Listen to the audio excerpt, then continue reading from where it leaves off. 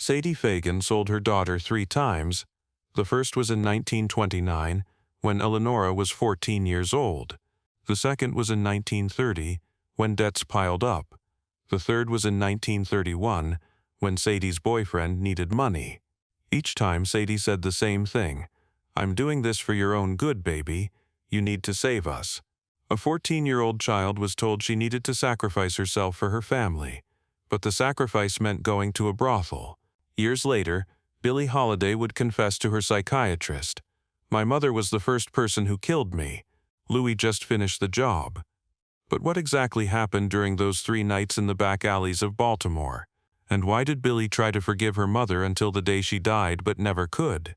If you enjoyed this story and don't want to miss the untold traumatic stories of Billie Holiday, please don't forget to subscribe.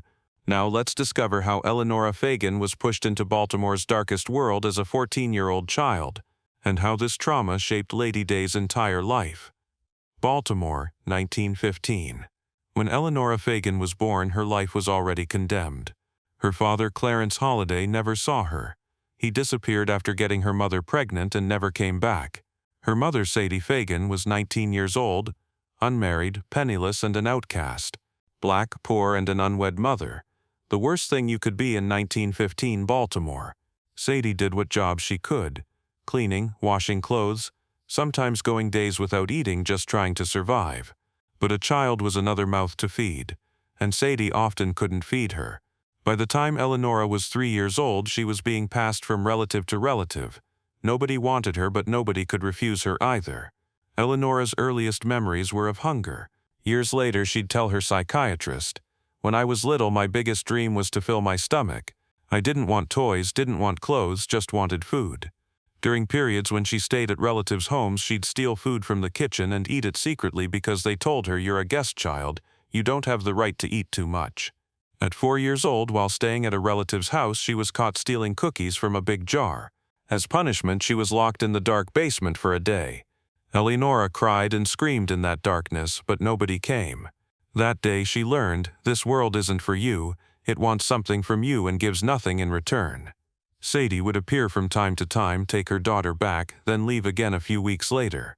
Eleanora never lived regularly with her mother during childhood. Sadie had her jobs, at least that's what she said. In reality, Sadie was also a woman trying to survive, and often that survival meant setting her daughter aside. But Eleanora loved her mother because there was nobody else to love. Each time Sadie appeared, Eleanora would hug her and ask, "You won't leave me this time, will you, Mama?" Sadie would smile and say, "Never, baby, never." But every time it turned out to be a lie. In 1925, when Eleanora was 10 years old, her life changed forever. At the time, Sadie was living with a man who did cleaning work in Baltimore. This man, Wilbur Rich, was in his 40s, fat and constantly drunk. One day, Sadie had gone to work, only Eleanora and Wilbur were home. Wilbur approached the 10-year-old child and did what he shouldn't have done. Eleanora screamed, but nobody heard. Neighbors might have heard but didn't intervene. In black neighborhoods, such things were considered family business. That day, Eleanora Fagan's childhood died. A child raped at 10 years old was no longer a child, she'd become a victim. When Sadie came home, Eleanora told her crying about what happened. Sadie got angry first. Not at her daughter, at herself. "I shouldn't have left you alone," she said. Then she called the police. In 1925 Baltimore, it was rare courage for a black child to file rape charges against a man even if he wasn't white. A case was opened. They went to court. But in the courtroom, Eleanora was shocked. The judge asked her questions as if she were the guilty one. "Why were you there? Did you provoke him? Was it really by force?" A 10-year-old child was asked questions about sex, and the child couldn't answer. She just cried. The judge gave his verdict. Wilbur Rich got 5 years in prison, but Eleanora Fagan would be sent to the Catholic Good Shepherd House of Correction for living in an immoral environment. The victim was punished. The Good Shepherd House of Correction was a reform institution in Baltimore for troubled girls, but in reality, it was a children's prison. When 10-year-old Eleanora was sent there, inside were girls from 12 to 18 years old. Some had stolen, some had run away from home, some, like Eleanora, had been convicted of being in an immoral environment. Days at the reform school passed under strict discipline: wake up at 6 in the morning, all-day silent prayer and work, bed at 7 in the evening. Talking was forbidden, laughing was forbidden, even crying would get you punished. The nuns gave physical punishment to the girls to cleanse sinful souls, beatings with sticks, starvation punishment, isolation in dark cells. During those 9 months, Eleanora learned that the world was unjust, and the system didn't protect victims, it punished them. The rapist got 5 years but would be released in 3 years as a well-behaved prisoner. Eleanora spent 9 months in a cell because in the system she was the guilty one. This illogic burned the child's mind. I'm the victim, but I'm being punished. This idea never left her. Years later, the FBI would arrest her again and again, throw her in prisons, brand her a drug addict. Each time, Eleanora would think the same thing. I'm the victim, but the system sees me as guilty. When she got out of the reform school, it was 1926 and Eleanora was 11 years old, but she no longer thought like an 11-year-old child. The innocent sparkle of childhood had faded from her eyes, replaced by anger and distrust. Sadie came to pick her up, hugged her crying, "I'm sorry, baby. Nothing like this will ever happen again." Eleanora didn't hug back, just looked, because she'd learned she could never trust anyone, including her mother. Sadie took her back home, but the money problem hadn't been solved. They were still poor, still living on the edge of starvation, and Sadie was making a new plan. Her daughter was now 11 years old, soon she could work, she could bring in money. The years 1927 and 1928 passed relatively quietly for Eleanora.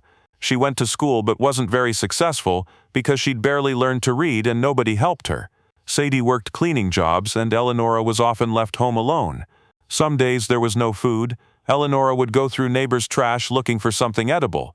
Shameful but a necessary survival strategy. While a 12-year-old child searched through garbage for food, a deep wound was opening in her soul. I'm worthless. I'm like trash. Nobody cares about me. This feeling never left her. Years later, under stage lights, in sparkling dresses, even with the applause of thousands of fans, Billie Holiday would always feel that 12-year-old child searching through garbage inside her.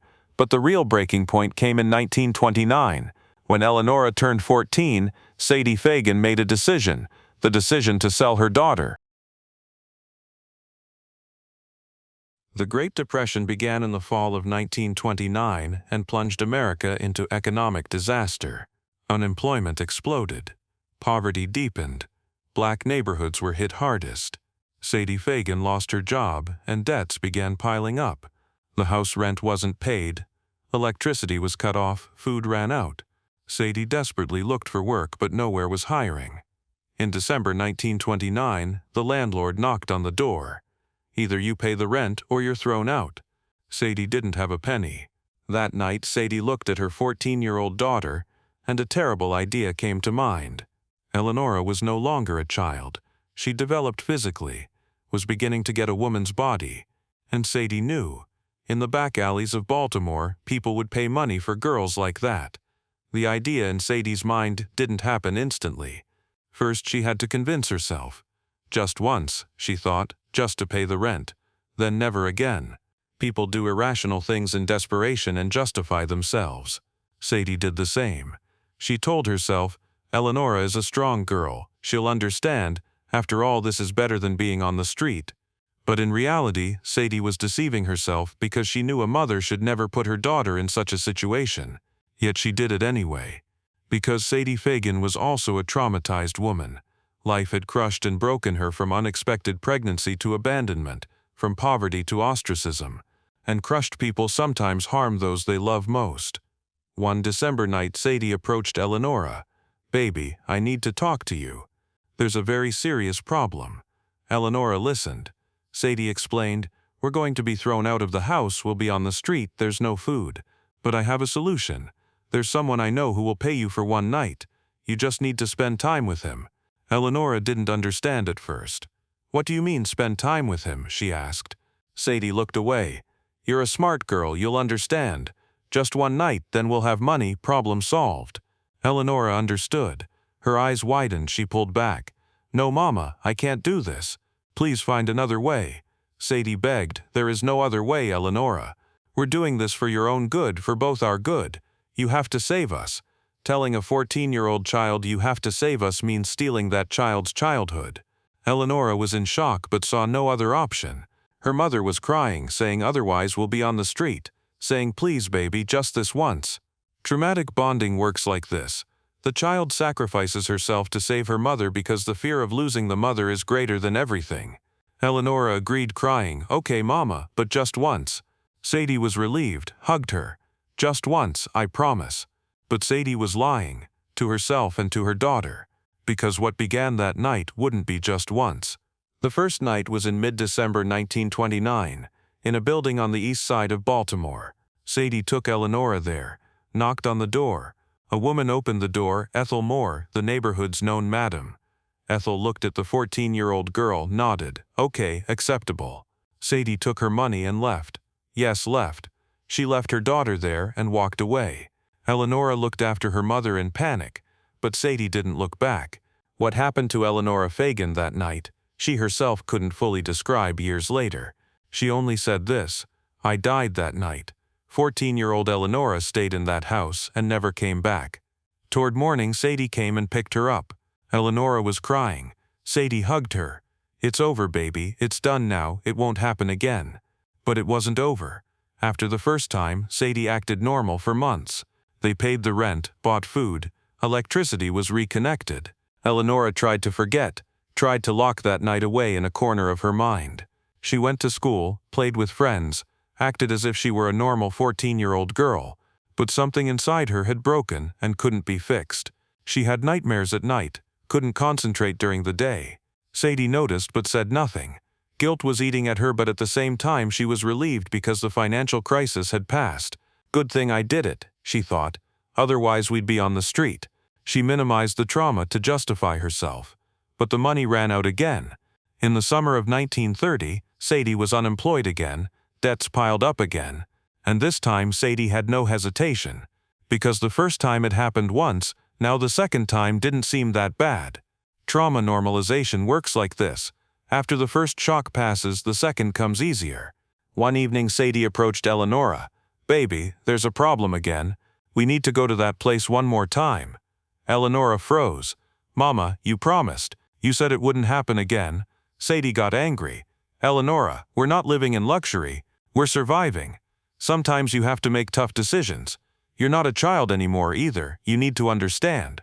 Telling a 14-year-old girl you're not a child anymore doesn't make her an adult, it just steals her childhood. The second night was more traumatic because Eleanora knew what would happen. The first time there was shock, now there was fear. They went to Ethel Moore's house again.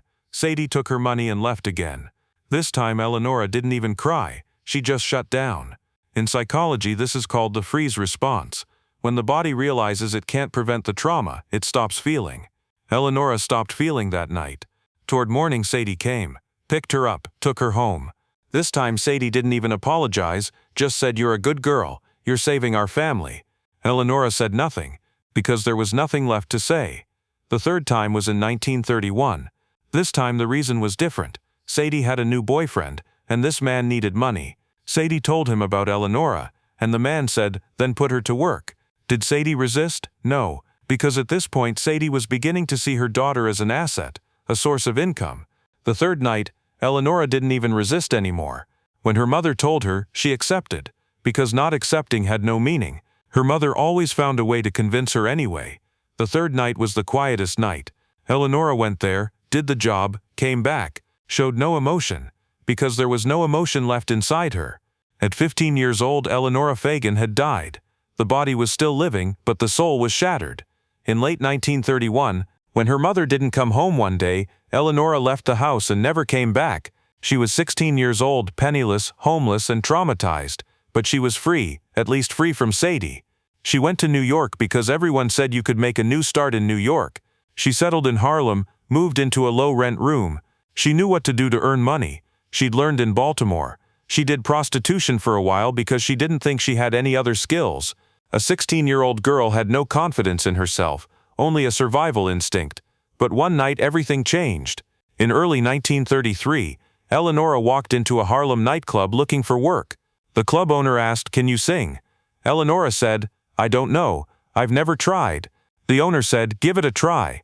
Eleanora got on stage, approached the microphone, and started to sing. Her voice was full of pain, broken, raw emotion. The place went silent. People listened. When the song ended, applause broke out. The owner said, "You're hired." That night, Eleanora Fagan died and Billie Holiday was born. She took the name from actress Billie Dove and her father's last name Holiday. A new name, a new identity, a new chance. Billie Holiday's music career rose rapidly. In 1935, she recorded with Benny Goodman. In 1936, she worked with Count Basie. In 1937, she made recordings under her own name. Her voice was unique because it was the voice of trauma. Every note pain, every word loss, every song a survival story.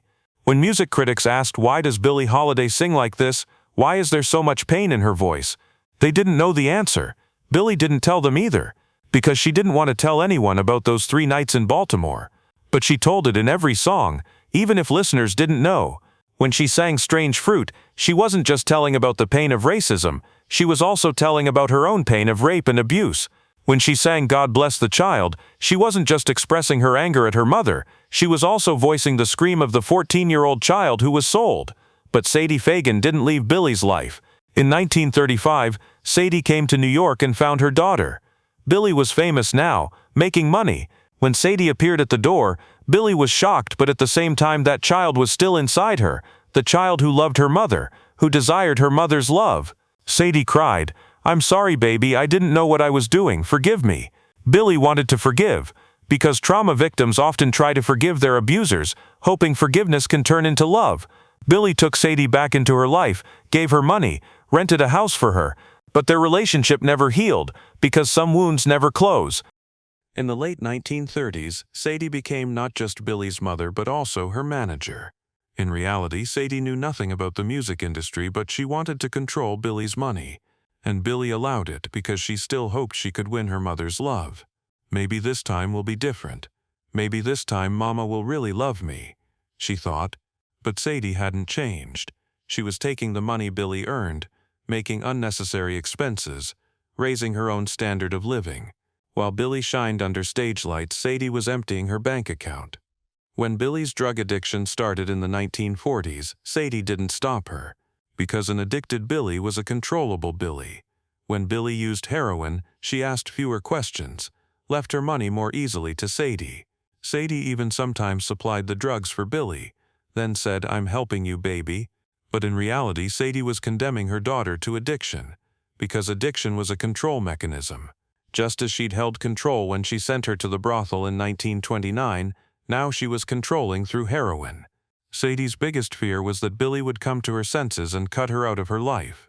So she tried to keep Billie always weak, always dependent, always needy. Billie's friend saw the situation.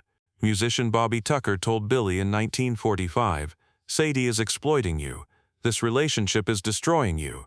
Billie defended her mother. "She's my mother. She takes care of me." Bobby insisted, "Billie, she's not taking care of you. She's using you." Billie got angry. "You don't understand. She's my mother no matter what." That's the power of traumatic bonding. The victim defends the abuser because the fear of losing the abuser is stronger than the instinct to save oneself. Billie defended Sadie throughout the 50s, gave her money, kept her close, because the 14-year-old child inside her was still waiting for her mother's love. In 1945, Billie started seeing psychiatrist Dr. Frederick Wortham. She needed help for depression, anxiety, and drug addiction. In one session, Dr. Wortham asked, "How is your relationship with your mother?" Billie was silent for a long time, then said this, "My mother sold me 3 times. The first time I was 14 years old. When I think about those nights I still feel like that 14-year-old girl. But my mother lives with me now, and I take care of her, because I love her." "That's normal, isn't it, doctor?" Dr. Wortham wrote in his notes. Patient experienced deep trauma from mother but still continues to seek her love. Classic traumatic bonding case. Dr. Wortham suggested Billie distance herself from Sadie. "This relationship is harming you. You need to set boundaries with your mother." Billie panicked, "But she's my mother. If I abandon her, who will take care of her?" "I can't abandon her." The doctor explained. "Billie, you're not abandoning her, you're saving yourself." But Billie couldn't understand, because for trauma victims the concept of saving yourself is abstract, but abandoning mother is concrete and unbearable. Billie continued therapy but didn't break off the relationship with Sadie. She didn't because she couldn't. That child who was sent to the brothel at 14 still hadn't learned how to live without her mother. The year 1947 was a turning point for Billie Holiday, both career-wise and personally. In May, she was arrested for drug possession and sent to Alderson Federal Prison. She served 10 months. There was no heroin in prison. She went through forced detox. She was physically cleaned but never psychologically healed. Because heroin wasn't just a drug for Billie, it was an escape route from trauma. The temporary relief heroin offered to forget those 3 nights in Baltimore, her mother's betrayal, the rape moment, the reform school. Without drugs, Billie was facing trauma directly, and this was unbearable. When she got out of prison, Sadie met her. Billie had lost weight, looked exhausted, but there was hope in her eyes. Maybe this time will be different. Maybe I can stay clean. Sadie hugged her. Of course, baby, I'm with you. I'll support you. But Sadie's support wasn't about keeping Billie clean, it was about control. 2 weeks later, Billie started using heroin again. Why? Because Sadie was still there, reminding her of Baltimore every day, those 3 nights coming alive in every look. Billie couldn't stand being around her mother without drugs. Heroin was an escape from mother, from the past, from pain. In the 1950s, Billie's drug use spiraled out of control. She was no longer buying by prescription, but from the street. The FBI was following her. Police were stopping and searching her. Her cabaret card had been revoked. She was banned from singing in clubs in New York. Her career was collapsing. But Sadie was still there, still managing, still spending Billie's money. Billie's friend Carmen McRae said in 1954, Billie has 2 addictions, heroin and her mother. Both are killing her, but Billie can't give up either. In the summer of 1956, Billie started seeing a new psychiatrist, Dr. Eric Byrne. He was the famous founder of transactional analysis theory and studied Billie's case deeply. In one session, Dr. Byrne asked Billie, "Why are you so dependent on your mother? You know what she did to you." Billie answered, "Because maybe one day she'll change. Maybe one day she'll really treat me like a mother, and when that day comes, I need to be there." Dr. Byrne asked, "What if that day never comes?"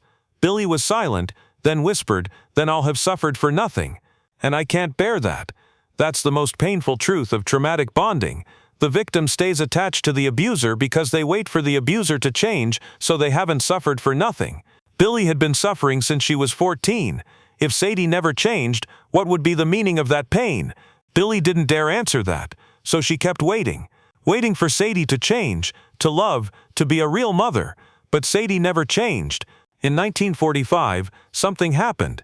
Sadie Fagan got sick. She had heart problems, was having trouble breathing. Doctors said it's serious. Billie panicked. She was afraid of her mother dying because if Sadie died, Billie would never win her love. All the pain, all the waiting, all the hope would be for nothing. Billie hired the best doctors for Sadie, took her to the best hospitals, paid all expenses. She did everything for Sadie to live because Sadie living meant Billie's hope living. But Sadie's health didn't improve. In October 1945, the situation became critical. Billie waited at her mother's bedside in the hospital, held her hand, said, "Please don't leave me, Mama." Sadie was conscious, looked at her daughter. Billie waited. Maybe Sadie would tell the truth now. Maybe she'd apologize. Maybe she'd say, "I love you so much, baby." But Sadie said nothing. She just looked. Then she closed her eyes and died. Billie started crying, but not just in mourning, for lost hope. Sadie had died, and Billie's hope that maybe one day she'll change died with her. At the funeral, Billie collapsed. She fell to her knees at the casket, crying and shouting, "Why, Mama? Why did you never tell me you really loved me?" People tried to comfort her, but Billie couldn't be comforted. Because the loss wasn't just a mother's loss. It was the loss of an unresolved trauma, unanswered questions, wounds that never healed. Billie had waited for years thinking maybe one day my mother will apologize, but that day never came. Now it never would. After Sadie's death, Billie got worse. Heroin use increased. Depression deepened. Performances became irregular. Friends said, "Sadie is dead, you're free now." But Billie wasn't free. Because Sadie's physical presence had ended, but her psychological presence was still inside Billie. Every day when Billie looked in the mirror, she saw Sadie. Every night those 3 Baltimore nights came alive in her dreams. Every time she sang, that 14-year-old souled child was speaking. Sadie had died, but the trauma was alive. In 1957, Billie Holiday told her psychiatrist, "My mother was the first person who killed me. Louis is just finishing the job." This sentence summed up everything. Louis McKay, Billie's husband, was actually Sadie's continuation, another abuser, another exploiter, another controlling figure. Why had Billie chosen Louis? because trauma victims are drawn to familiar pain. Louis was controlling Billie just like Sadie, exploiting her just like Sadie, saying I love you while hurting her just like Sadie. And Billie tolerated it because this was familiar. This was normal. Billie's twisted normal. Louis used physical violence. Sadie had used emotional violence. Louis stole the money. Sadie had stolen it too. Louis sold her to the FBI. Sadie had sold her to the brothel. The patterns were repeating because Billie didn't know anything else. Dr. Byrne wrote in his notes in 1956, "Patient is trapped in a cycle of abuse, repeating the traumatic relationship she had with her mother with her husband. She's aware but unable to change." Billie really was aware. In one session she'd said, "Doctor, I always make the same mistake. I choose people who will hurt me. But I don't know any other way. Good people feel foreign to me." Tallulah Bankhead, one of Billie's oldest friends, wrote her a letter in 1957. "Darling, that man is going to kill you and nobody will believe it because you're already dying slowly." Tallulah was right, but nobody listened. Because Billie's slow death had started at 14, Louis was just going to deliver the final blow. When Billie Holiday died in July 1959, the official cause of death was recorded as liver cirrhosis, but the real cause of death was much older. When a mother sent her daughter to a brothel in 1929, that child began to die. It took 30 years, but finally the body surrendered to the fact that the soul had long since died. Today, Billie Holiday is remembered as one of the greatest names in music history. Strange Fruit is still one of the most powerful protest songs. Her voice, her style, her interpretation has inspired countless artists. But the beginning of the story is often skipped over. People say Billie Holiday was a drug addict. They say she destroyed herself. Telling the truth is too painful. Billie Holiday was destroyed at 14 years old by her own mother, and she never recovered from that trauma. As child abuse expert Dr. Judith Herman wrote in 1992, childhood trauma, especially when perpetrated by a caregiver, distorts the victim's entire perception of relationships. The child confuses love with pain, care with abuse, trust with danger. This confusion causes repeated exposure to abuse in adult life. Billie Holiday was the living example of this theory. The child abused by Sadie became the adult abused by Louis. The cycle repeated because the trauma was unresolved. Billie's confession, "My mother was the first person who killed me," should have gone down in history but didn't, because society is uncomfortable blaming mothers. We think mothers are love. We believe mothers don't harm their children. But the truth is, some mothers do harm. Some mothers sell their children. Some mothers are the source of trauma. And accepting this truth is essential to truly understanding Billie Holiday's story. When Billie died in 1959, newspaper headlines said jazz legend defeated by drugs. Nobody wrote child sold at 14 defeated by trauma. Nobody asked, what did Sadie Fagan do to her daughter? Nobody investigated what happened in Baltimore in 1929. Because society prefers to blame victims. It's easier to think Billie Holiday destroyed herself because then we don't have to hold the system, society, or the mother accountable. But the truth is, Billie Holiday was destroyed, at 14 years old, by her own mother. And for 30 years she tried to escape that trauma but couldn't. What was in Billie Holiday's voice? Why was it so affecting? Music critics use technical terms like timbre, interpretation, originality. But the truth was much deeper. There was unresolved trauma in Billie Holiday's voice, in every note those 3 nights in Baltimore, in every word the mother's betrayal, in every song the scream of the 14-year-old child. When people listened to her, they were unknowingly listening to trauma, and trauma is universal. Everyone found their own pain in that voice. When she sang God Bless the Child, saying them that's got shall have, she was actually screaming those who own their own bodies won't be sold. When she sang Strange Fruit, she wasn't just honoring victims of racism, she was voicing all abuse victims. When she sang Don't Explain, she wasn't just expressing the pain of infidelity but the pain of don't explain, because I already know I always knew. Every song was a confession but nobody listened, or those who listened didn't understand. Perhaps Billie Holiday's greatest tragedy is this. She voiced all the trauma in her voice but nobody really heard. People said she sings so beautifully, said such deep emotion, but nobody said this is a scream, this is a cry for help, this is a child's voice. While Billie sparkled under stage lights, she was actually screaming in darkness, and nobody came to save her Because nobody really listened. Today, when you listen to Billie Holiday, you're not just listening to a singer. You're listening to a child who was sent to a brothel at 14.